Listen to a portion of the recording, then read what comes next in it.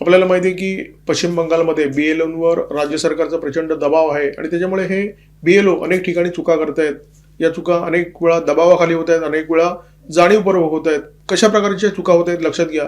पश्चिम बंगालमध्ये जो SIR करण्यात आला त्याच्यामध्ये 2207 बूथ असे आढळले, ज्या बूथमध्ये 2002 पासून एकही व्यक्ती दगावली नव्हती, एकही व्यक्ती स्थलांतरित झाली नव्हती. निवडणूक आयोगाला या याद्यांवर संशय आला आणि पुन्हा चौकशी सुरू झाली.